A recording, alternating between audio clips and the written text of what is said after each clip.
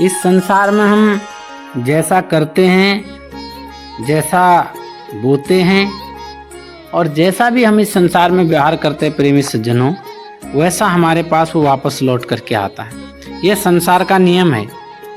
बहुत पुरानी बात है। एक दिन सुबह का समय था। द्रौपदी यमुना के किनारे स्नान के लिए गई। नहाते समय उसकी नज़र एक महात्मा पर पड़ी, एक साधु पर पड़ी।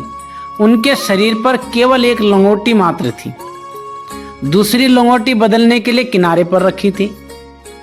हवा आई और जो दूसरी लंगोटी रखी हुई थी उसे पानी में बहा करके ले गई।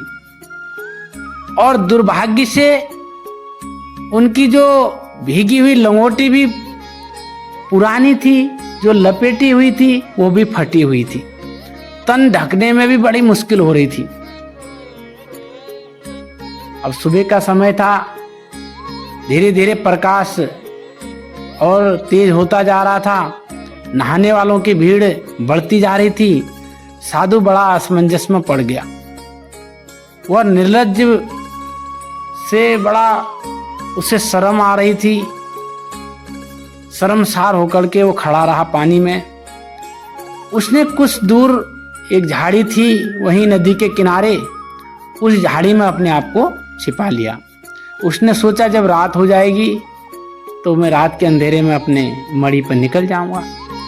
और द्रौपदी ये सब कुछ देख रही थी। तो साधु की उस स्थिति को द्रौपदी ने भांप लिया।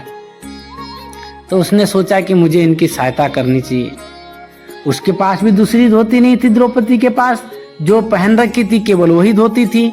तो उसने आधी साड़ी फाड़कर अपने शरीर को किसी प्रकार से ढका और आधी साड़ी को लेकर वो महात्मा के समीप गई, जहां वो बाबा जी जिस झाड़ी पर छुपे हुए थे। द्रौपदी बोली, पिताजी आपकी जो कठिनाई है, जो समस्या है, मैंने समझ ली है। अपनी आधी साड़ी फाड़ कर लाए हूं। आप इससे अपने शरीर को ढकें और घर चलें।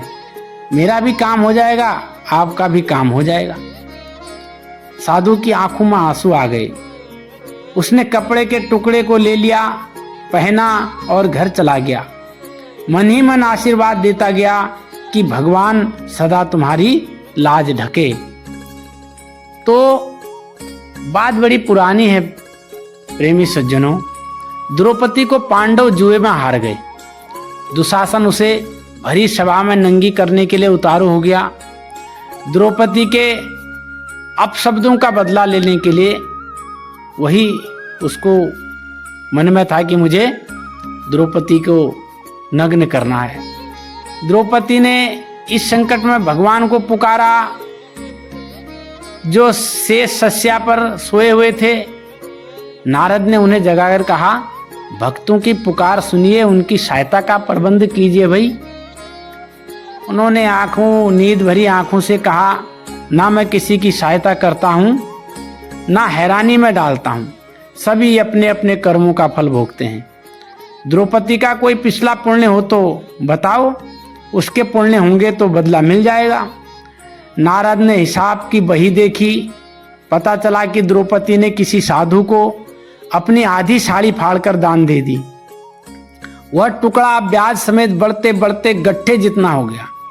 भगवान ने कहा, हम किसी के पुण्य का प्रतिफल, उसका जो फल है, समय पर क्यों नहीं देंगे? देंगे। अगर किसी ने कोई पुण्य किया है तो गरुड़ पर चढ़कर वस्त्रों का गट्ठा लिए कौरव की सभा के समीप पहुंचे भगवान।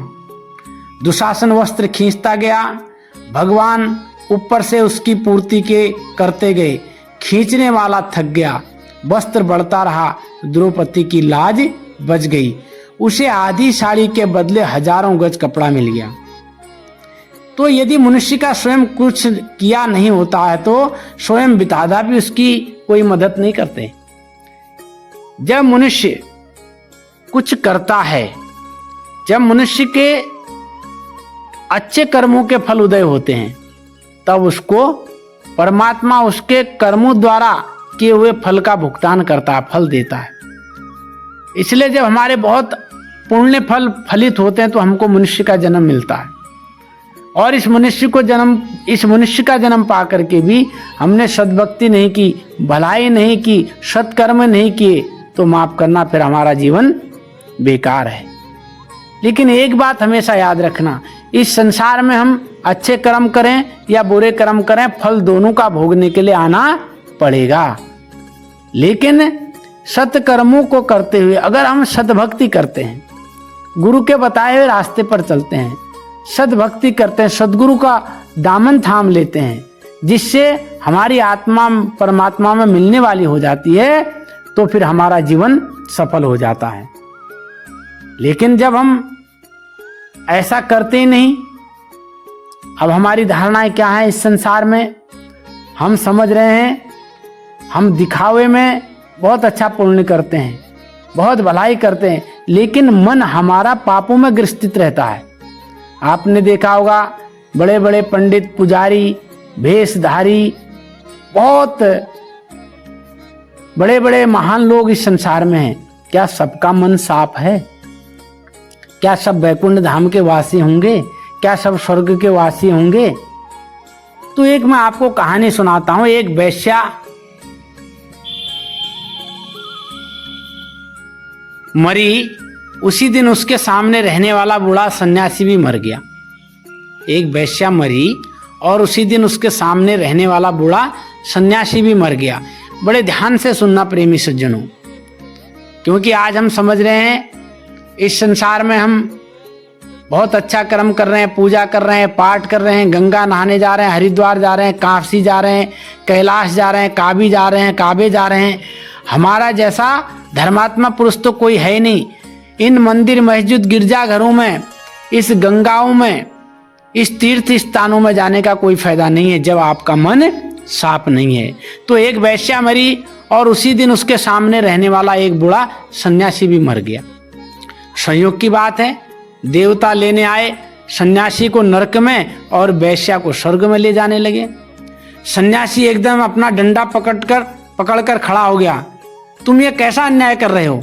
मुझे नरक में और वेश्या को स्वर्ग में ले जा रहे हो? जरूर कोई भूल हुई होगी। उनने कहा कि भाई मैं तो पुजारी रहा, सन्यासी रहा, और तुम इस वेश्या को स्वर्ग में ले जा रहे हो और मुझे नरक में ले जा रहे हो। तुमसे जरूर कोई भूल हुई होगी, जरा देखो अपने बही खाते में, कहीं ऐसा तो नहीं कि मेरे नाम की जगह कोई और हो। मुझे परमात्मा का सामना कर लेने दो, दो बातें हो जाए। सारा जीवन बीत गया शास्त्र पढ़ने में और परिणाम ये हुआ कि आज मुझे नरक में जाना पड़ रहा है। मुझे बात कर लेने दो। ये सन्यासी कहता है। बोला कि मुझे वहां ले चलो धर्मराज के पास। तो उनको ले जाया गया। तो उनसे पूछा कि भाई, सन्यासी ने कहा महाराज मैं जीवन भर सन्यासी रहा, पूजा पाठ अर्चना करता रहा, मुझे नरक में ले जाया जा रहा है, और ये वैश्य जो जिंदगी भर गलत काम कर रही थी इसे स्वर्ग में ले जाया जा रहा है, ऐसा क्यों? तो धर्मराज ने कहा इसके पीछे एक बड़ा रहस्य है, बड़ा कारण है। वैश्या शराब पीती थी, भोग में रहती थी, पर जब तुम मंदिर में बैठकर भजन गाते थे, धूप दीप जलाते थे, घंटियां बजाते थे, तब वह सोचती थी कब मेरे जीवन में यह सौभाग्य प्राप्त होगा, मैं मंदिर में बैठकर कब भजन कर पाऊंगी। वह बड़ा पश्चाताप करके रोती थी। और तुम धूप दीप की सुगंध से अपने आप को ये समझते थे कि मैं तो बहुत बड़ा पुजारी हूं। तुम्हारा मन पूजा पाठ करते हुए भी यह सोचता था कि वैश्या है तो सुंदर, वहां तक कैसे पहुंचा जाए। तुम हिम्मत नहीं जुटा पाए। तुम्हारी जो प्रतिष्ठा थी, जो तुम्हारा मान सम्मान था, इस कारणवश तुम हिम्मत नहीं जुटा पाए, क्योंकि गांव के लोग सब मानते थे। वैश्या जो थी वो भजन गाने, धूप दीप जलते, घंटियां बजते रहती थी, सोचती थी कब मेरे भाग्य जगेंगे, कब मैं भजन में बैठूंगी। वो बड़ा पश्चाताप करती थी, लेकिन तुम ठीक उसके विपरीत करते थे। इसलिए वैश्या को स्वर्ग लाया गया और तुम्हें नरक में। वैश्या को विवेक, जो वैश्या का विवेक था, जो वैश्या की बुद्धि थी, वो वासना की नहीं थी। वो प्रार्थना करती थी कि मैं इस संसार से कैसे मुक्ति पालूं।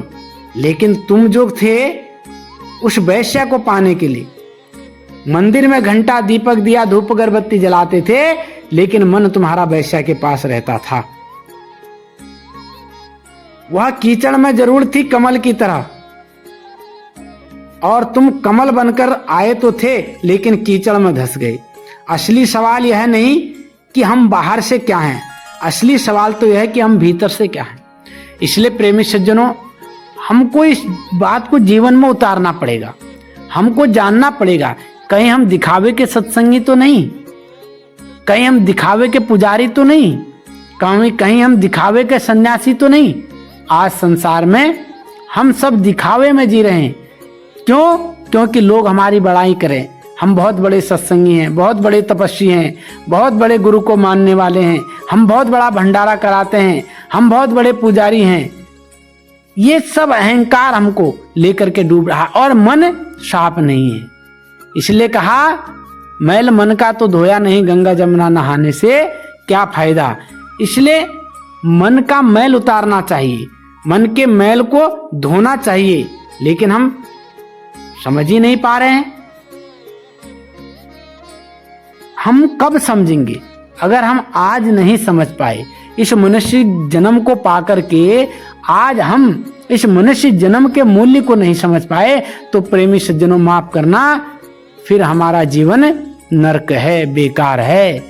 फिर तो हम में और जानवरों में फिर कोई फर्क नहीं है।